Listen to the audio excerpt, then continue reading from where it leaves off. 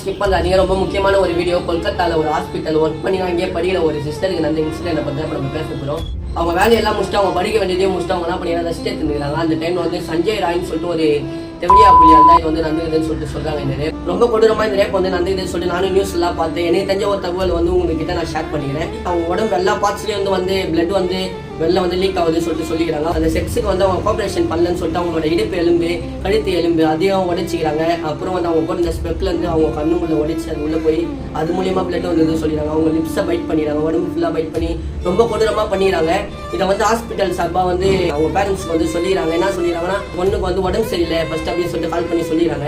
பட்டம் பார்த்தா இல்லை உங்க பொண்ணு வந்து சூசைட் பண்ணிடுறாங்க அப்படின்னு சொல்லிடுறாங்க. இது ஒன்று போன ஒன்று வந்து நம்மளும் பேசினே தான் வரும். பொண்ணு என்ன பண்ண போறாங்க, இவங்களை பிடிச்சி போய் ஜெயில ஒரு 5 வருஷமோ இல்லை 1 வருஷமோ சும்மா போடுவாங்க. திரும்பி அவன் வெளில வருவான். ராஜா போல அவன் சுத்தமா செத்து போன குடும்பத்துக்கு யாருமே எதுவுமே பார்க்க போறது கிடையாது.